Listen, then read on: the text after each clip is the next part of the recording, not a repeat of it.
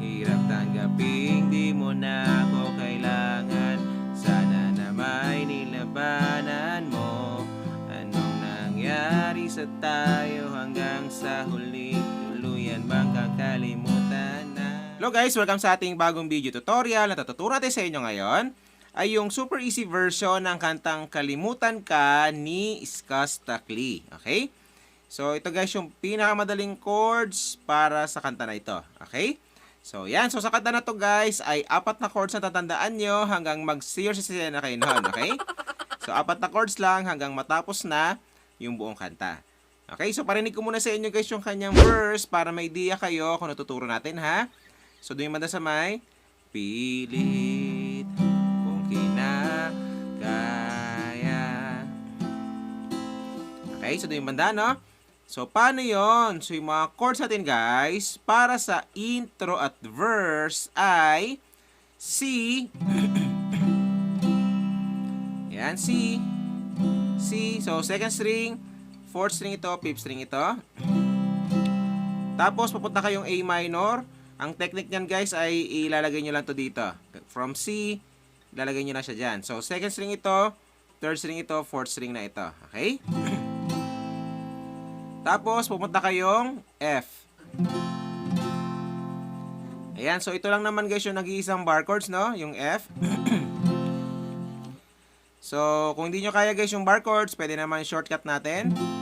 So, ganito siya. So, ibitin nyo lang siya sa second string at saka, sorry second string at saka first string. Tapos ito ilagay nyo sa third string. Tapos ito ilagay nyo sa fourth string. Okay? Ayan. Sorry guys, so sumabit yung boses. Okay, so yan. Ganyan yung shortcut guys ng F. So second string hanggang first string, third string ito, fourth string naman ito. Ayan. Pero practicein nyo pa rin guys yung bar chords ha, para matuto kayo. Okay? Tapos pupunta kayong G na 3 daliri. Pwede rin namang G na 4 daliri. Ganyan. Depende sa gusto nyo, pero kahit 3 daliri lang. So, first string, fifth string ito, sixth string naman itong isa. Okay? Ayan. So, 2 times yung gagawin yan, guys, para sa mga intro. Tapos, 2 times yung rin siyang gagawin para sa lahat ng mga verse. Okay? So, paano naman yung ating strumming pattern para sa buong kanta? So, ganito lang, guys, no? Halimbawa, nakasi kayo, kada chords ay down, down, up, up, down, down, up, down, up. Okay, tapos lipat ang chords. Up, up, down, down, up, down, up.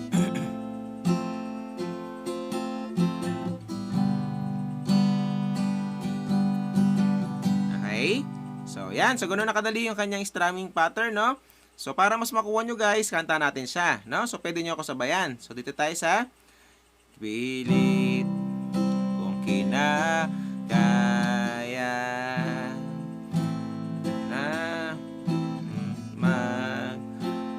sa kama kahit na ko ng tubig ang alak di tumatama. Okay? So, yan. So, ganun nakadali guys yung mga intro at verse. Okay? So, after nun, ay pupunta na tayo sa mga pre-chorus. So, doon ay mada sa may kung sakali na bago isip mo. So, di mada, no? So, paano yon? So, yung mga chords natin, guys, para sa mga pre-chorus ay A minor. Okay? Tapos, pupunta kayong G. So, 3 times yung gagawin yan, guys, no? Yung A minor at saka yung G. Pag nagawa nyo ng 3 times, ay pupunta kayong F, tapos G. Okay? So, ganoon na siya, no? So, same pa rin yung kanyang strumming pattern, guys. Kanta natin siya para mas makuha nyo. So, kung sakali na bago ang isip mo, ako'y lagi naman sa gilid mo.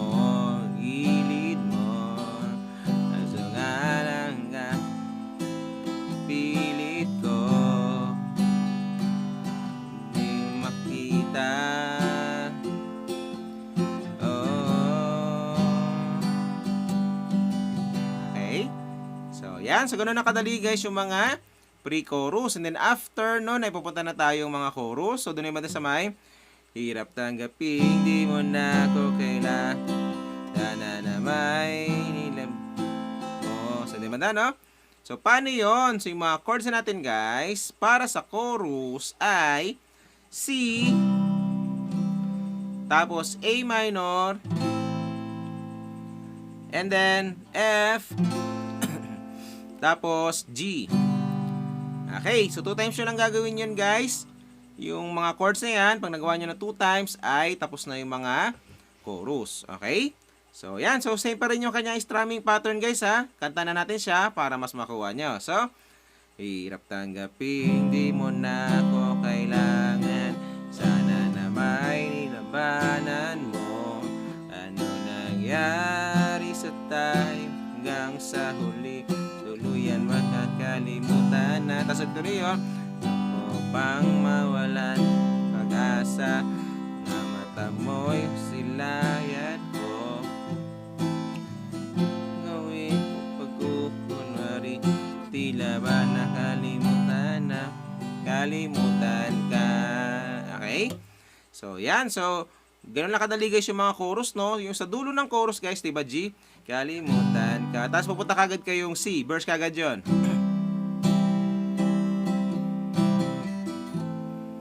Okay? So, verse uli. So, same pa rin yung mga chords na guys, no? Sa mga verse, pagkatapos nun ay, di ba? Pagkatapos ng chorus, pupunta kayo mga verse, same pa rin yung mga chords niya. Tapos, pupunta kayong pre-chorus, same pa rin yung mga chords niya. Tapos, chorus uli, same pa rin yung mga chords niya. And then, meron siyang instrumental. So, instrumental guys, ang mga chords lang doon ay A minor, tapos G. Okay, so 3 times yung gagawin yan guys, yung A minor at saka yung G. Pagkatapos nun ay pupunta kayong F, tapos G. Okay, so ganun lang kadali siya, no? Pagkatapos nun ay pupunta na kayo mga chorus. So, same pa rin yung mga chords ng chorus. So, tinuro natin yung chords kanina. Pareho lang din sa last chorus. And then, ulit-ulitin nyo lang yon hanggang matapos na yung buong kanta. Okay? So, yan. So, pagsama-samahin nyo lang guys yung lahat ng tinuro natin at matutugtog nyo na yung buong kanta. No? So, yan. So, enjoy sa bago nyo matutugtog guys. Kita tayo sa next video natin. Bye!